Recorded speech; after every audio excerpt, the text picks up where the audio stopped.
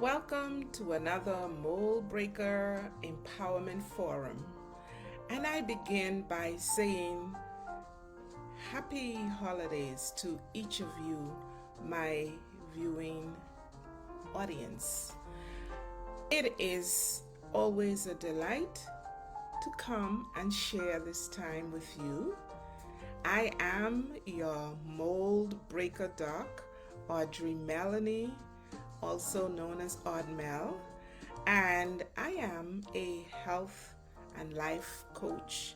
I also have past history and experience as a registered nurse and also as a health education and health promotion specialist. I come today to continue our journey where we are focusing on relaunching from ground zero and launching forward for success in health.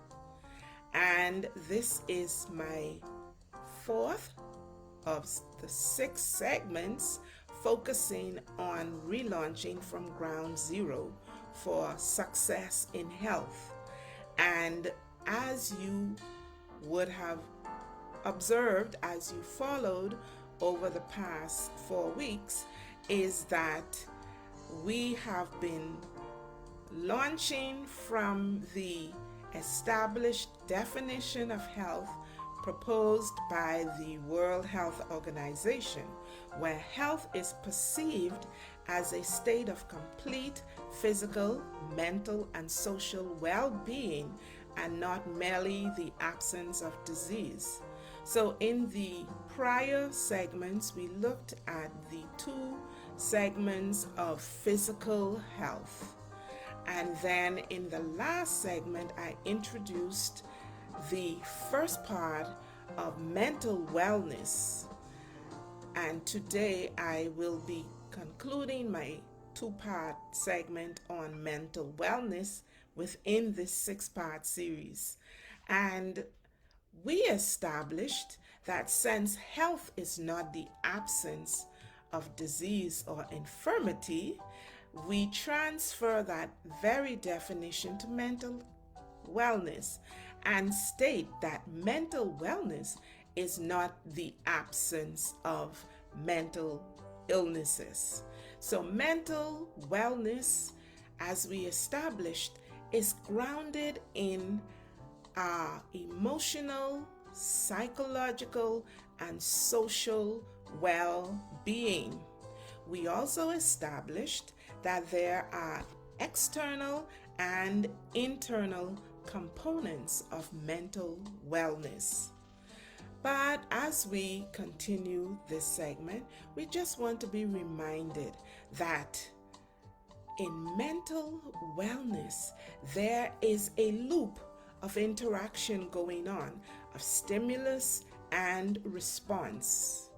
And in that stimulus response loop, there is a level of control. And that is where the crux of the mental health and mental wellness forum or focus actually is grounded. Because if you perceive yourself to be in control, then it means that you will control not only your thought processes, but also your responses to environmental stimulus. And that is so important. Oftentimes, we find that people are always ready to blame and cast the responsibility into someone else's net. But no, if we desire to be healthy, both physically, mentally, and socially, it is imperative that we seek to take the responsibility for our well-being. So why is mental health and mental wellness important? Mental wellness is by far one of the most important entity of a community. It is the most important entity of the individual, because when you are in balance mentally in your thought and response to the environment or about the environment, then you are better able to function in your home, in your personal relationships, in your work, in your church, whatever your social interest is, you will be able to function effectively if you are able to learn to manage and control your thoughts and the response to stimulus that comes at you. And believe you me, they come at us constantly from the time we awake, even as we are asleep. We can hear our mental processes in our heads going constantly. It is only when we are in a very deep level of sleep that we are not cognizant. But does that mean that the mental processes have retired? No, they are ongoing. And that is why it is so important for each of us to take control. We are vulnerable, and our vulnerability are based and influenced by our beliefs, our perception, and our values. What is it that you believe about yourself and the world around you? How do you perceive others? How do you perceive yourself? Do you put too much emphasis on others and less emphasis on yourself, or vice versa? There has to be balance. And then the value. What's important to you? What are the things that you accept and do not accept? What are the things that you consider to be of precious value to you, and those that are of least value? These are the things that steers our mental engine. These are the things that we are preoccupied with from one moment to the other.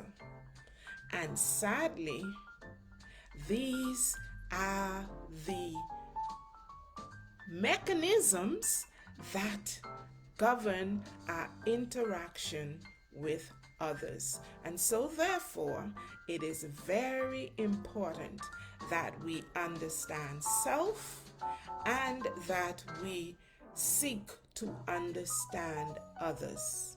Because when we fail to do so, what do we have? Conflict, disrespect, discontentment, unhappiness, lack of trust, lack of acceptance. The list goes on. Negativity, unlimited, non-stop. So it is important that if we want to establish mental wellness, we must return to ground zero, and then we must relaunch based on our findings, based on our understanding, and we desire to live the best life possible. And if our minds are not clear, if our minds and our thoughts are warped, so will our life be. So yes, it's very important. Think about it. Mental, physical, and social well-being collectively interact to establish a state of well-being for us generally. So if we are mentally imbalanced, if we are off to one extreme or the other with regards to elements of our daily life, how does that affect us physically, and how does that affect us mentally? You think about it. Where does mental wellness come from? Where does it begin and where does it end? Well, actually, from within the womb, from the time of conception, the signals that are going on in the environment in which the carrier of that unborn child is in, the environment, the interaction with others. If it's happy, the infant on the inside is getting happy signals. Yes, you see the connection between the physical and the mental? Because the hormones that are released when we are happy are in our bloodstream. And so whatever the mother is experiencing, her infant is also experiencing. Vice versa. If the infant is not well on the inside, you will find that the mother will begin to manifest some signals, some symptoms that says something is not right. So the chemical, the physical, the psychological, they are all connected. So our mental wellness is so vital to our state of holistic well-being. So the mother carries the baby, and after 9 months, the child is birthed. It then begins the journey of mental development, mental signaling. The child may not be able to talk, but what do you see happening? They're following everything that's going on in the environment. They're hearing, they're smelling, they're tasting. They are using their senses, and it is all a part of the thought environment interaction. So you would have heard that a child learns what they live. So for many families, when a baby first comes, oh, they are so precious, and the atmosphere is just exuding with love and excitement, and the baby feels it. But as the mom gets worn and tired, what happens? The baby senses that too. So the temperament that a child develops, that an individual develops, begins from the birthing, from the conception through the birthing into teenage years and on into adulthood. So what does that say for us?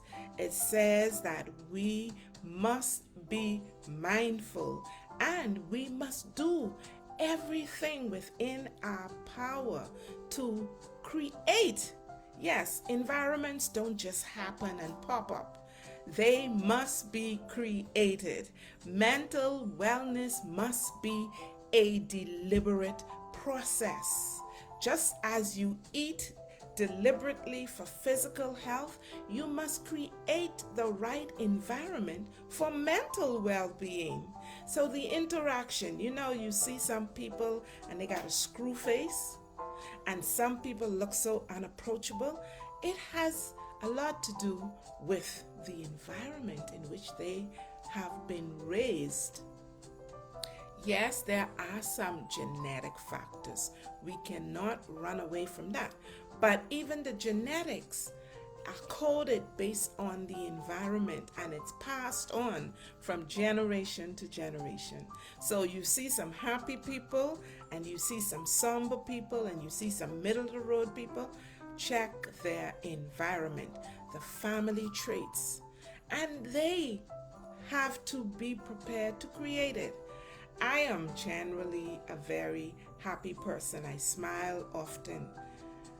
My father is a friendly, outreach, outgoing individual. My mom is a more middle of the road. She is a nice person, but she doesn't smile as often. Check the background. You will find that my father was the baby of his parents, so he was happy all the stress and the practice would have gone on with his siblings before. So now they had it right, and he was just bouncy, and he's happy even today at the age of 85. My mom at 82, she had a different experience. She was brought up in an environment where work, and no nonsense, and walk straight or you get a. And so that is it. So you see the comparison, it tells you the environment, the type of children that you want. It is important to maintain balance, but our society needs to be able to embrace and continue. So the parent has the primary responsibility of creating mental wellness by creating the right environment, the communication, and all of the other essentials. Good nutrition is also important for mental health. The avoidance of substance during pregnancy, from childhood exposure, substances do affect mental health. That's a little bit beyond the scope, but do know that the more pure your diet, the more pure your environment without conflict, the more mental wellness you will experience. Okay? And so it moves on to teenage years, and everyone can attest that these are the most troublesome years. Not so much for the teenager as for the adults that are responsible. So here it is now, this beautiful little baby that has been welcomed into the world has now turned into a nightmare. But is it really a nightmare? Or is it that we lack the understanding that this child is now at the precipice of his life, where she is trying to process and create an identity that they can call their own. And so yes, there is a rift between the values of the parents and the values of the child. The child leans more towards his peers, and the parents are trying to bring him more towards being a mini him or her. But no, God has endowed each of us with intellectual ability, and unless we were born with some biological malformation that prevents us from thinking, then that is a natural process, and we must do everything within our power to embrace and encourage it. And I must say that that applies even in the school environment. We find that we have this tendency to want everyone to look alike, but we are not all alike. Remember the fingerprint. We are unique. And so therefore, whilst it is important for us to learn some basic common principle for the continuity of the human race and for peace within the environment, what must be most important is peace within ourselves, mental wellness, the pressures that come from everywhere and bear down on us does not always make us better. It break some individual and it make others better. And so therefore it is very important for us to understand, if we want to be balanced, then as parents, as teachers, as community leaders, we must seek to affirm and seek to guide without breaking the individual. We were equipped to be adaptable. That is our very nature. We're sociable, we're adaptable, which means that combining these two elements together, we can all achieve mental wellness. There is no need for pressure. There is no one right way for everything. There are some things that must be done a particular way, but there are other things, it is fluid. Either way you do it, you get the result. Sometimes you get a different result.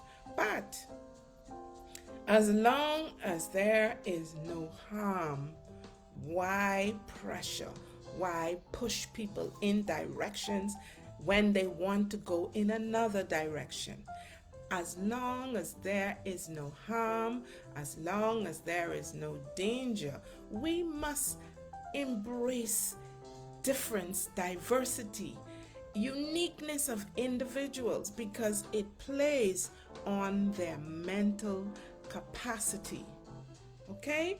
We want to promote trust. We want to promote acceptance. We want to promote resilience, positivity, respect. The only way that we're going to do that is to allow individuals to be themselves. Forget the judgment and begin to engage in a curiosity journey to understand the differences that you see, and not to try and bring others to be another you, because no other individual on the face of this earth will ever be you. You are unique, and so therefore your mental status has to come from a place where you are guided to think independently. You're guided to accept who you are. Yes, who you are. The gifts that you have been endowed with. There's no need to change your skin tone. There's no need to change your hair color unless it's something that you desire but is not being pressured. There's no need for you to adorn yourself with jewels unless you think that jewels enhance the person that you want to be. It's all about what makes you happy that determines how healthy you will be from a mental perspective. Remember, selfishness does not come into the equation, but self-love does. Self-acceptance does. Selfishness is when you put self before others at any cost, and that is not healthy mentally, physically, or socially. Okay? So, as we wrap up today, I am hoping that you will understand. I said that the external forces and the external forces of mental health are more prevalent at different phases in life. For children, it is total dependence on the external forces to foster mental wellness, the interaction, the communication, the love, the conversations, the expressions, the affirmations, the guidance must all be from a place of love. As they get older and the identity begin to kick in and they're trying to discover themselves, it is time for the parents now to stand on the side as a guide and keep the door open so that your children can come to you and say exactly what they are experiencing, no matter how far off it is from your personal beliefs and values. You are preparing your child for a future life. Your life is over and done with. Stop allowing the standards of the world to set the standards for you and your children. You know what is right, you know what is wrong, that is what matters. Whether what your child desire is advancing the state of the world, advancing the state of their personal being, their family, and the community. If there is no harm, stop being so negative and controlling.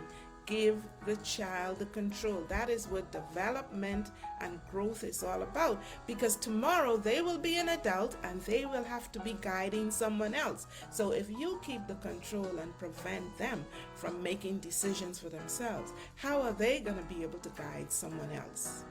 And then, as adults now, we must begin to revisit our beliefs.